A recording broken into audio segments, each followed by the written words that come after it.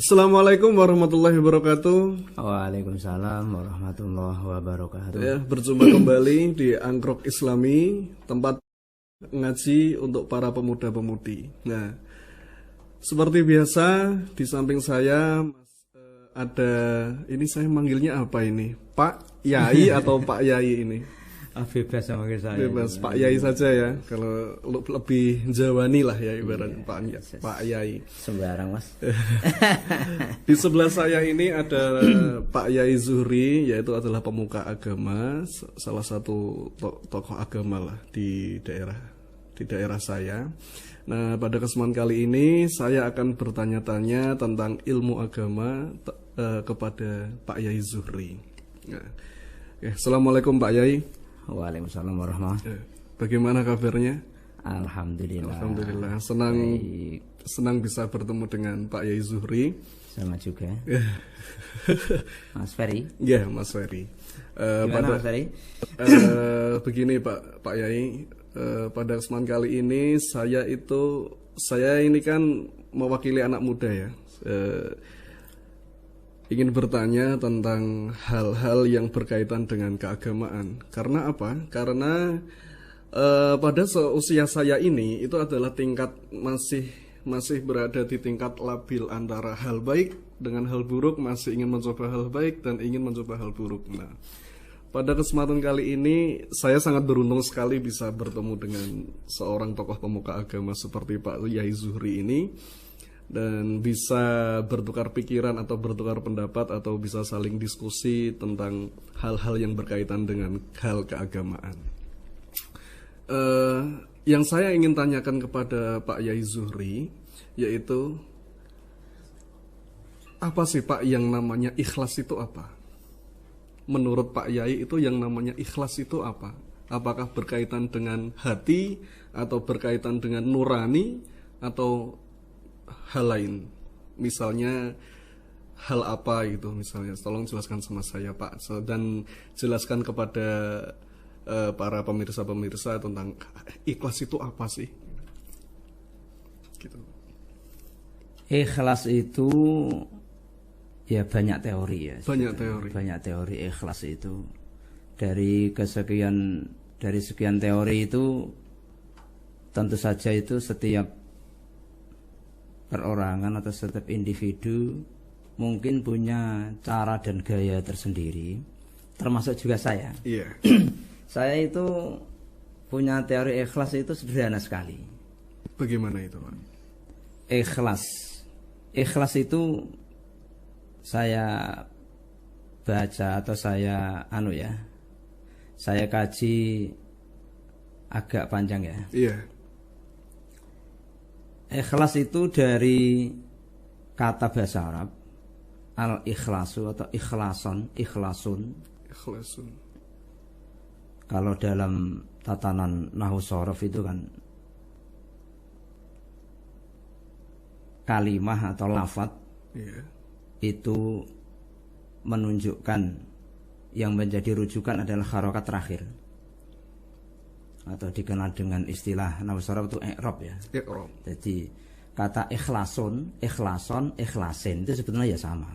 Itu hanya beda harokat terakhir itu dhammah fathah kasrah. Tapi intinya dalam lafadz itu maknanya itu murni atau bersih atau apa ya, yang berarti bersih lah, murni dari susunan kias fa'ala yaful fa'lan kalau shorof dalam ilmu pesantren itu. Iya. Jadi akhlaso yukhlisu ikhlason, ikhlas. Akhlaso yukhlisu ikhlason. Ya kalau cara atau disiplin ilmu shorof itu yang banyak yang ada di pesantren-pesantren. Pesantren ya tentunya. Di bangku kuliah mungkin ya nggak ada. Nggak ada sama sekali. Mungkin karena saya memang dari kecil ya, hidup saya di basis pesantren dari kecil, yaitu biasa. Kemudian ikhlas itu, saya itu punya teori, saya itu menjiplak atau mengikuti ya, jangan menjiplak lah, mengikuti ulama kondang yang mempunyai buku atau kitab itu Al-Hikam, Sarah Hikam itu ya. Itu jadi menggambarkan itu begini. Ikhlas itu kan perbuatan yang murni karena Allah Subhanahu wa ta'ala. Kemudian punya gambaran begini. Seumpama saja ini jenengan Mas Ferry itu karyawan saya. Iya. Bulanan saya gaji, bahkan bonus saya kasih, tempat tinggal saya kasih, bahkan hampir seluruh kebutuhan Mas Ferry saya cukupi karena Anda karyawan saya, katakanlah. Kemudian suatu saat saya ada acara hajat, Mas Ferry itu saya suruh nata meja, nata kursi, nata karpet di rumah saya.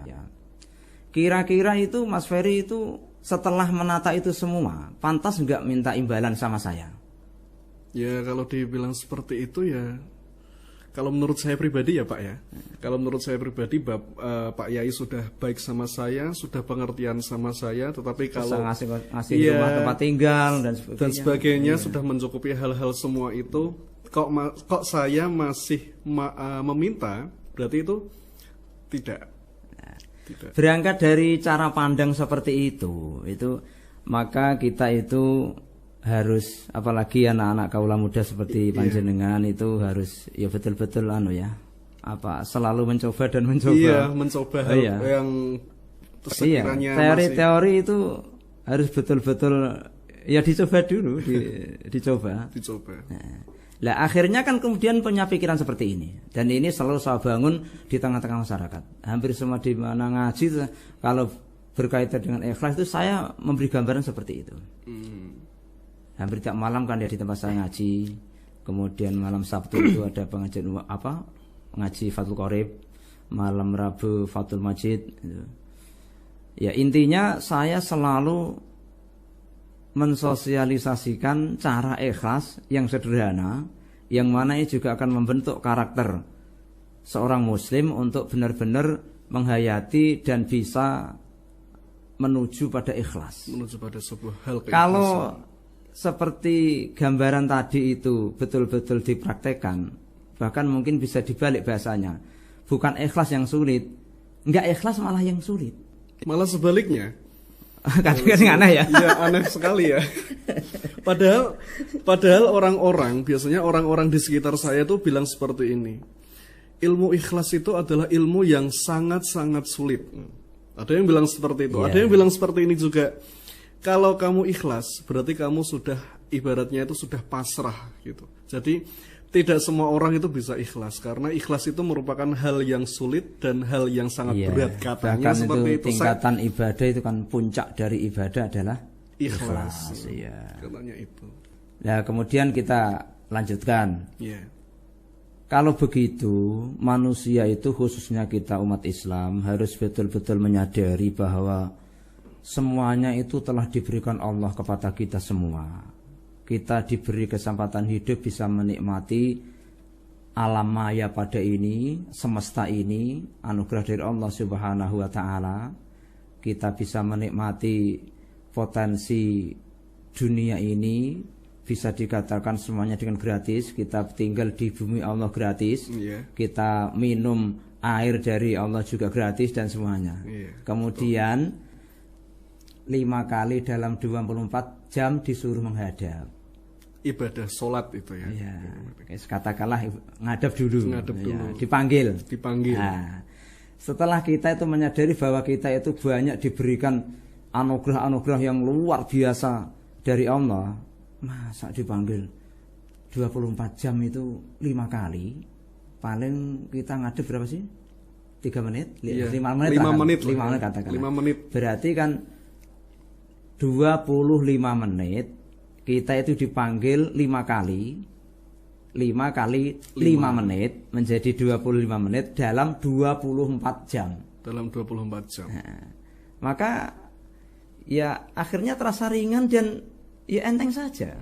Ketika mendengar Allahu Akbar, Allahu Akbar, alhamdulillah, ini waktunya ngadep Allah. Iya, betul ya. Iya. Tapi kalau pikiran itu dibalik ya, teori itu maksudnya kebalikan, artinya begini. Ngapain sih manusia itu enak-enaknya tidur jam 4:30 atau jam 4 ya katakan ya. Iya. Jam 4 pagi udah suruh bangun. Wah, saya banget itu Pak. Iya.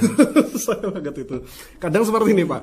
Kalau saya ada kegiatan apa gitu, kalau misalnya saya lagi apa gitu, lebih dalam artian kata sekarang itu PW, posisi wenak gitu. Dengar azan gitu. Ya Allah, kok sudah azan? Enggak seperti Sudah itu. subuh. Sudah Ya kadang kan seperti itu. malam itu ada begadang ya. Ada begadang mungkin jam 2 atau jam 3 malah baru tidur. Ya kan sedikit ya. Allah Akbar, Allah Akbar. Waduh, sudah subuh. Terasa berat. Tapi kalau pemikirannya tadi, iya. Kok berat gimana? Saya itu tiap detik, tiap menit, tiap jam, tiap waktu diberi anugerah Allah bisa menikmati alam. Ketika lapar makan juga enak. Haus Nikmat. minum Air, seger. seger ya. Itu nikmat yang luar biasa. Masa dipanggil paling-paling 3-5 menit itu cukup lah. Nah, kalau udah seperti itu ikhlas itu saya kira kok enak. Mudah ya Pak ya. Mudah ya. Tapi ya jangan kemudian wah berarti Pak Zuri udah ikhlas ya, nggak tahu juga. Saya ini udah ikhlas belum ya nggak tahu juga. Pokoknya jalan aja. Cuman saya punya pandangan seperti itu, udah sebagaimana itu penjelasan di kitab Hikam itu kan ada. Kaifa tatlubul ajro mimman muhdi ilaika. Bagaimana Anda akan menuntut upah dari orang yang selalu memberi hadiah kepada kita. Nah, gitu Imam Ibnu Athaillah itu kalau punya gambaran seperti menggambarkan ikhlas itu seperti itu. Bagaimana kamu menuntut upah dari orang yang biasa memberi hadiah kepada kamu. Bayangkan saja. Memberi tanpa meminta. Intinya seperti itu ya Pak ya.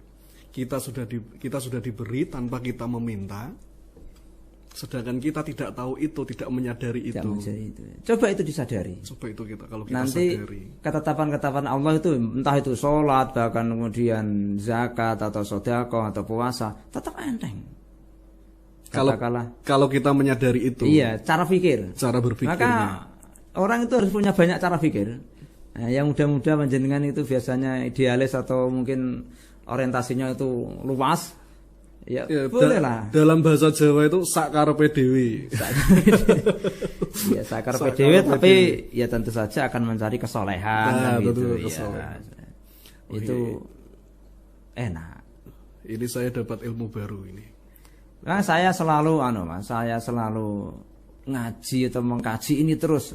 Setiap apa pertemuan apa ngaji apa ya. Pokoknya agar kalau apa hubungan ikhlas dan sebagainya atau bahasan itu saya selalu memberikan teori ya, bukan saya ya, saya juga tinggal ikut dari ulama-ulama terdahulu itu simpel cara pikirnya itu simpel. Termasuk juga bagaimana saya itu kerja mati-matian, setelah dapat kerja kok wajib menyisihkan sebagian harta yang saya dapatkan dari keluh kesah dan keringat saya yang bercucuran kepada orang yang tidak lain. mampu. Orang lain dulu, orang lain iya. Nggak ada hubungannya apa-apa itu. Ya, kalau fikirnya seperti itu ya tentu saja sedekah ataupun mungkin zakat kan berat kan. Berat. Tapi coba kalau begini, ya bagaimanapun juga itu saya itu sudah dikasih Allah banyak. Saya bisa menikmati ini. Yang wajib hanya 2,5%. Yang wajib. Masa menyisihkan seperti itu berat.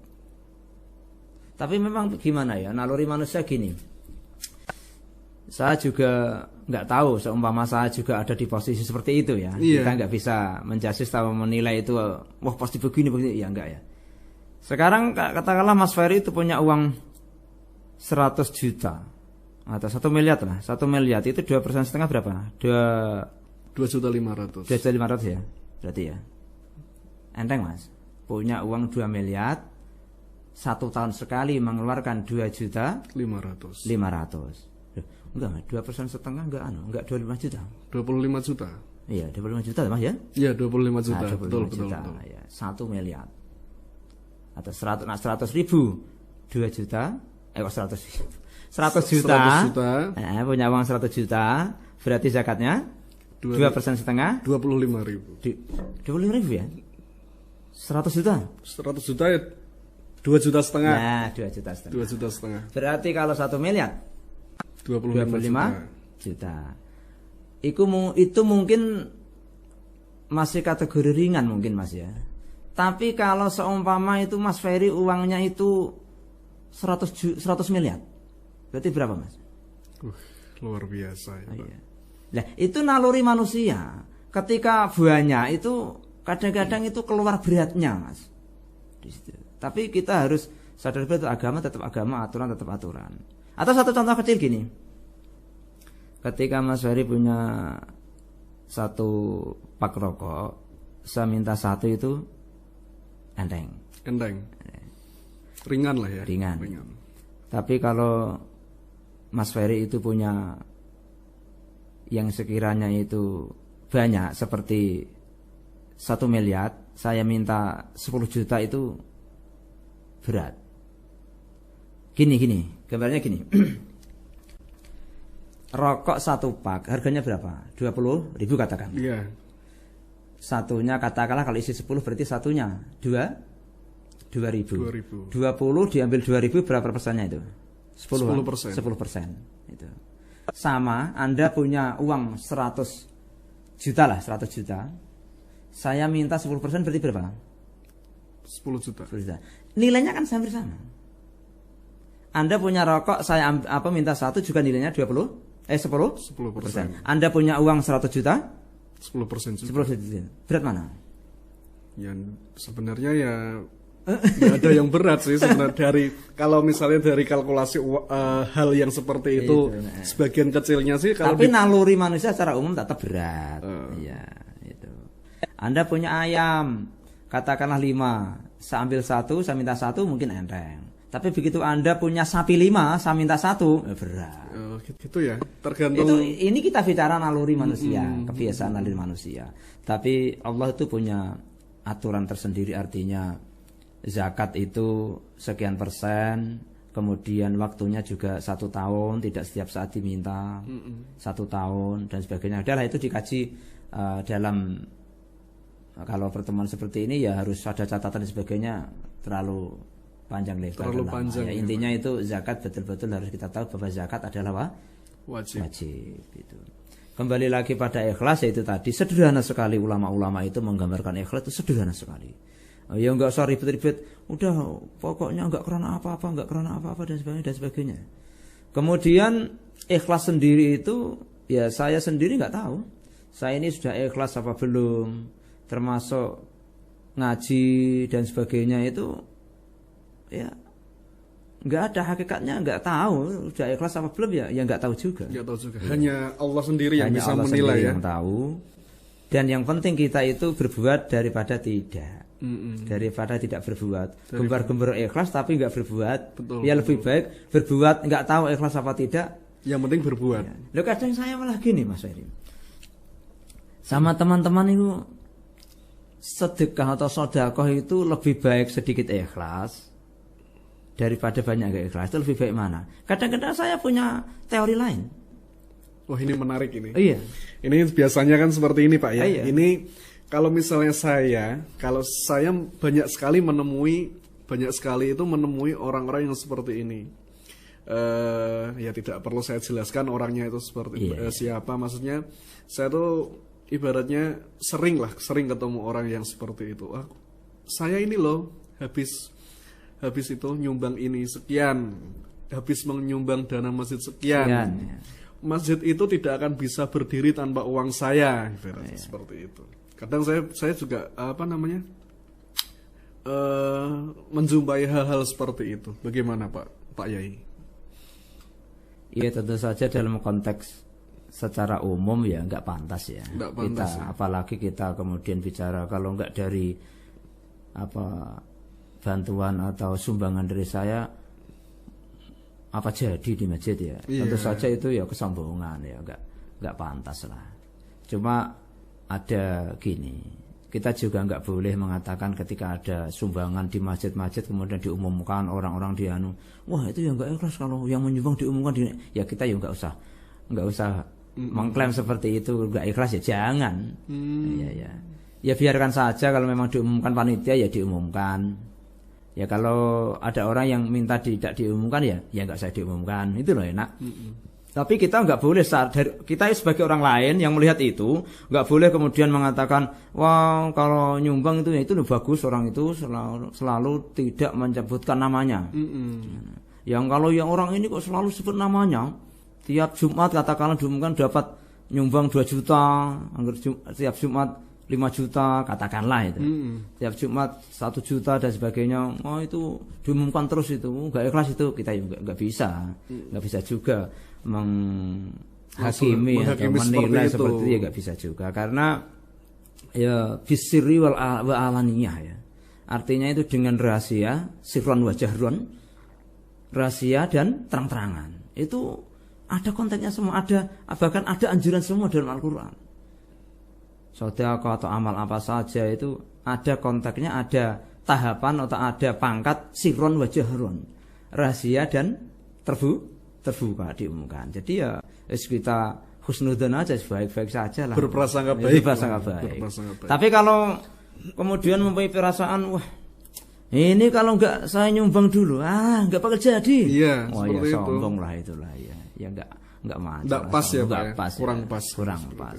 Enggak bagus. Lah ini kembali lagi ke pembicaraan tadi Pak Yai tentang teori Anda itu loh, yang sedikit tapi ikhlas, banyak tapi tidak ikhlas. Itu kelihatannya menarik itu menurut saya.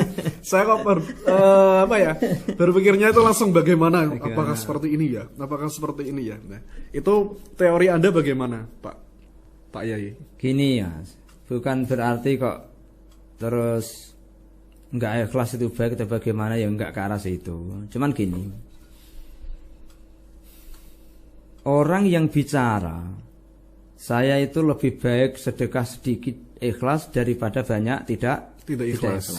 Sementara ikhlas itu pada hakikatnya ya Allah sendiri yang tahu. Maka kalau urusan sesuatu yang umum, yang membutuhkan atau bisa dikatakan urgensi untuk cepat jadi. Yes. Kalau saya itu biasa ngomong sama teman-teman, udah ikhlas enggak usah, yang penting banyak. Ini mungkin juga kalau ada para pak mungkin saya dibully ya bisa nih. Tapi itu niatnya guyon. Nah, ini guyonnya baik ya Pak ya. Iya. Sekaligus juga mensupport ya. Mensupport. Iya. Ya kita kan nggak tahu Mas ya. Dikit nggak ikhlas atau banyak ikhlas ya nggak tahu. Ikhlas nggak banyak nggak ikhlas ya, kalau sedikit ikhlas ya nggak tahu juga. Yang tahu kan orang itu sendiri sama Allah. Seperti itu. Kalau urgennya itu cepat jadi, ya lebih baik cepat-cepat, perbanyak. Ikhlas apa enggak gimana nih? Ikhlas urusannya Allah. Iya. Sudah ya Pak Ustadz, seperti itu saja ya. Ya, oke. Ya, itulah hasil diskusi atau tukar pikiran ngobrol-ngobrol saya dengan Pak Yai Zuhri, dan kesimpulannya yaitu adalah ternyata ikhlas itu bukan hal yang sulit, tetapi ikhlas itu adalah hal yang sangat mudah tergantung cara berpikir kita sendiri. Nah, sekian Angkro Islami pada kesempatan kali ini. Jangan lupa like, subscribe, dan komen video kami, dan tunggu video selanjutnya. Assalamualaikum warahmatullahi wabarakatuh. Waalaikumsalam warahmatullahi wabarakatuh.